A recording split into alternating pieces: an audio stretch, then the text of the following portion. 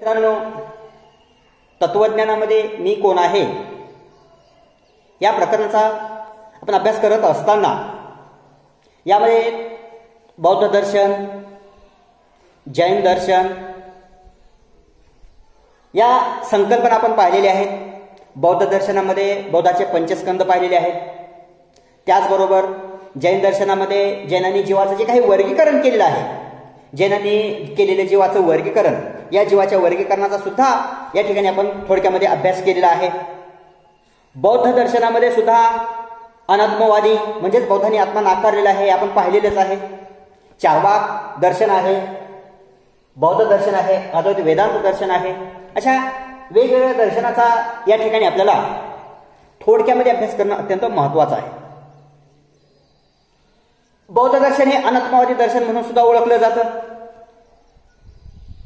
नास्तिक दर्शन तर आहेत बौद्ध दर्शन, त्याचबरोबर चार्वाक दर्शन सुद्धा नास्तिक दर्शन आहे. चार्वाक दर्शनाला लोकायत दर्शन म्हणून सुद्धा ओळखले जाते.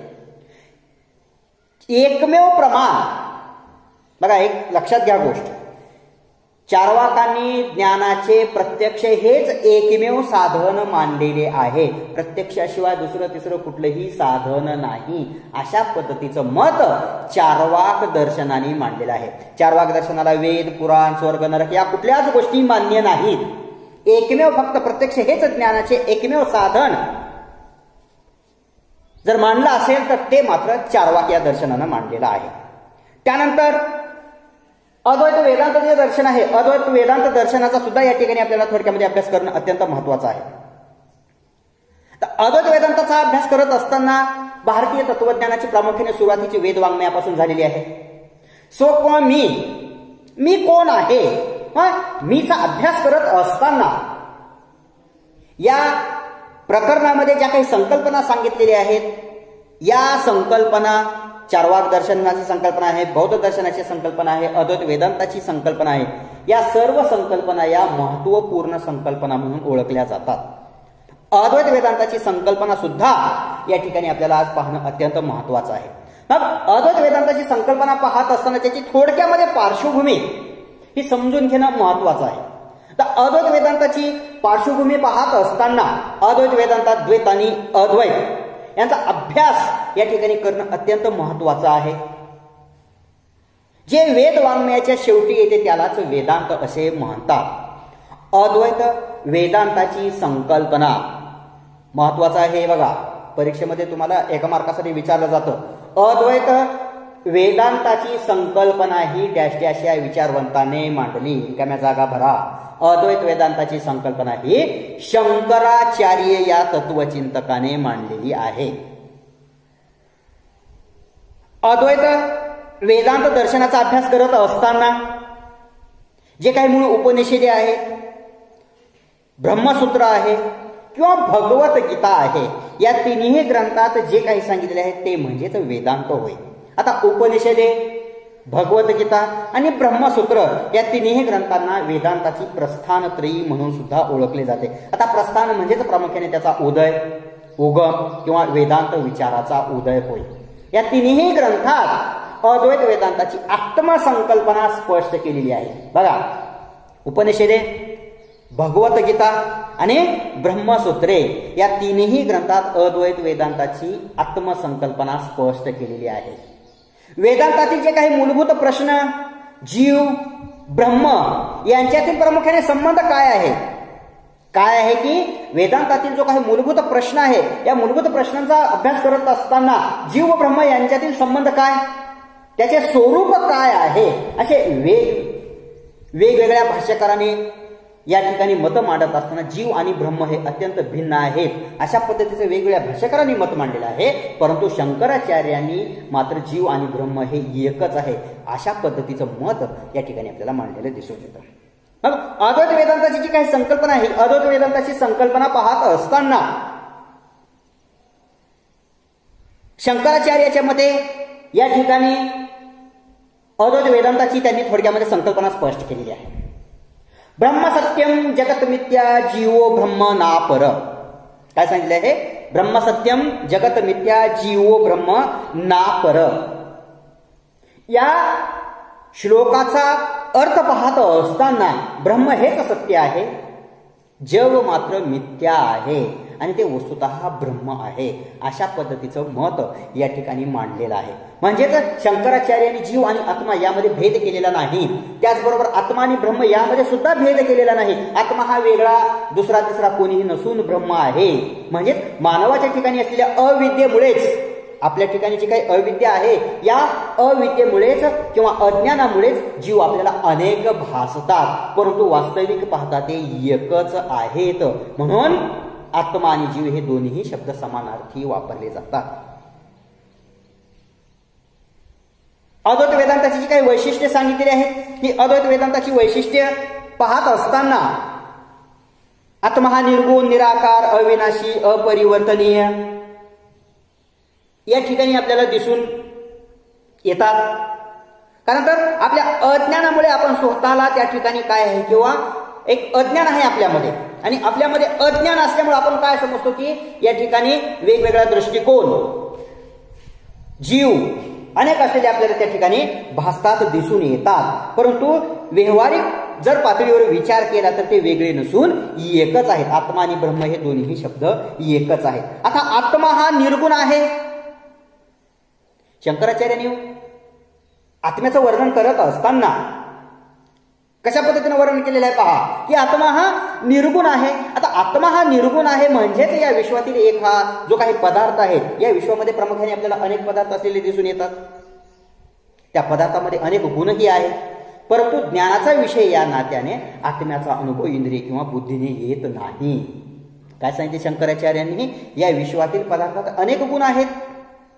ज्ञानाचा विषय या नात्याने आत्म्याचा अनुभव इंद्रिय किंवा बुद्धीने येत नसून आत्मा हा निर्गुण आहे, निराकार आहे, अशा पद्धतीचं वर्णन त्या ठिकाणी शंकराचार्यांनी केलेलं आहे.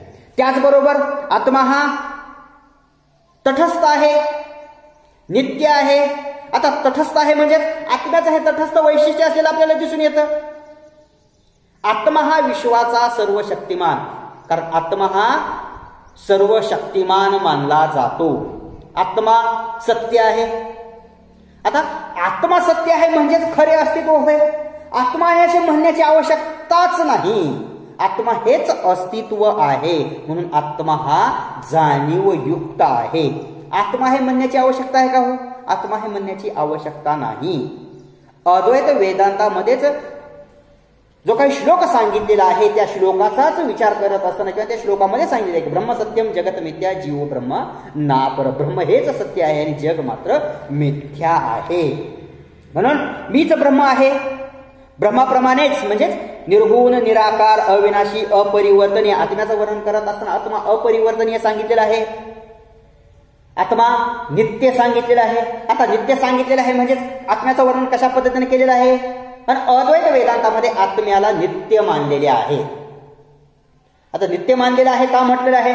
कारण तर जागृती असेल, स्वप्न असेल, ज्या काही वेगवेगळ्या अवस्था आहेत यामध्ये एकत्र असलेली जाणीव ही कधीही नाहीशी होत नाही.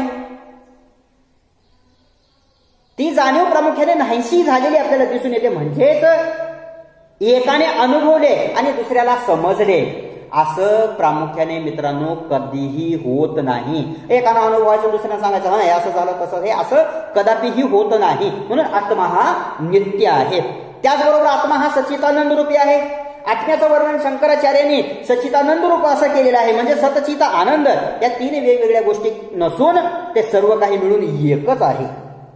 आत्मा हा सच्चिदानंद रूपी आहे. म्हणजे सतचित आनंद या तिन्ही वेगवेगळ्या गोष्टी नसून त्या सर्व एकच आहेत. या तिन्ही गोष्टीनुसार सत म्हणजेच नित्य, चित म्हणजेच जाणीव, जाणीवेशिवाय या जगाचे ज्ञान प्राप्त होऊ शकत नाही. काय? जाणीवेशिवाय प्रामुख्याने आपल्याला या जगाचे ज्ञान प्राप्त होऊ शकत नाही. म्हणून आत्मा हा सच्चिदानंद रूपी आहे. अशा पद्धतीचं वर्णन सुद्धा या ठिकाणी अद्वैत वेदांतामध्ये केलेलं आपल्याला दिसून येतं. हे जे काही अद्वैत वेदांतामध्ये वर्णन केलेलं आहे, हे अद्वैत वेदांतामध्ये केलेलं वर्णन आपल्याला या ठिकाणी पाहणं अत्यंत महत्वाचं आहे. त्याचबरोबर आत्मा हा भेदरहित आहे. ब्रह्म किंवा आत्मा भेदरहित असल्यामुळे प्रामुख्याने भेदाचे 3 प्रकार केलेले आहेत. बघा, ब्रह्म किंवा आत्मा हा भेदरहित असल्यामुळे आत्म्याचे 3 प्रकार आपल्याला केलेले दिसून येतात. मग हे आत्म्याचे 3 प्रकार पाहत असताना स्वगत भेद आहे, सजातीय भेद आहे, विजातीय भेद आहे. अशा पद्धतीनं त्या ठिकाणी आत्म्याचं वर्णन केलेलं आहे. आता सजातीय भेद, एकाच वस्तूमध्ये असलेला भेद म्हणजेच सजातीय भेद. आपलं स्वगत भेद, एकाच वस्तूमध्ये जो काही भेद आहे तो भेद म्हणजेच स्वगत भेद. सजातीय भेद म्हणजे एकाच जातीच्या वस्तूमध्ये जो भेद असतो, एकाच जातीच्या वस्तूमध्ये प्रामुख्याने जो भेद असतो त्या भेदाला सजातीय भेद म्हटलेला आहे. आणि विजातीय भेद म्हणजे विरुद्ध जातीच्या वस्तूमध्ये जो काही भेद सांगितलेला आहे तो भेद म्हणजे विजातीय भेद.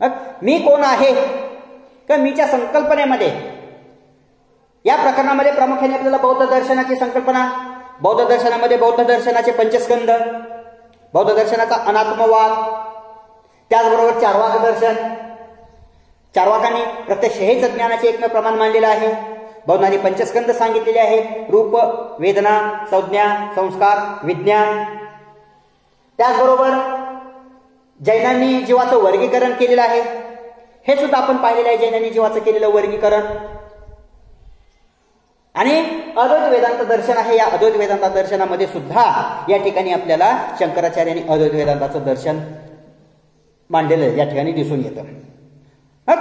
वेगवेगळे जे काही विचारवंत, प्लेटो असतील, अरिस्टॉटल असतील, Plato, Aristotle, Rene Descartes, David Hume या विचारवंतांनी सुद्धा या ठिकाणी मतं मांडलेले आहेत. अरिस्टॉटलचा कार्यकारण सिद्धांत आपल्याला माहीतच आहे.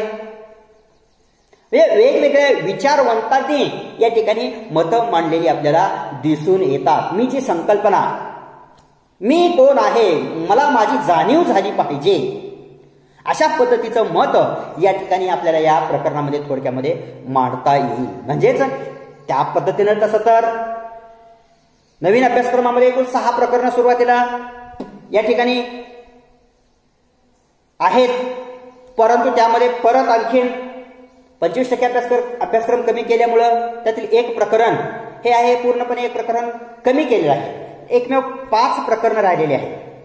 या 5 प्रकरणाचा पैकी आपण हे जे प्रकरण मी कोण आहे हे आपण जे प्रकरण पाहिलेलं आहे, या प्रकरणामध्ये थोडक्यामध्ये वेगवेगळ्या दर्शन आणि वेगवेगळे विचारवंत, या वेगवेगळ्या दर्शनाचा आणि वेगवेगळ्या विचारवंताचा थोडक्यामध्ये आपल्याला अभ्यास केलेला दिसून येतो. आणखीन 1-2 आहेत, किंवा नेमकं जे काही प्रकरण आहेत हे प्रकरण तुमच्यापर्यंत पोहोचवणे अत्यंत महत्वाचं आहे. तर आपण प्रत्येकजण गोंधळून जाता की ह्याच्यामध्ये काय आहे की त्याच्यामध्ये काय आहे की, न गोंधळून जाता शांत डोक्याने एकाग्र चित्तेने जर आपण अभ्यास करीत राहिलो तर मग मात्र आपण बिलकुल सुद्धा गोंधळून जाणार नाही. म्हणून या ठिकाणी ही जी मीची संकल्पना, या मीच्या संकल्पनेमध्ये आपल्याला या सर्व गोष्टीचा प्रामुख्याने या ठिकाणी अभ्यास करता येतो.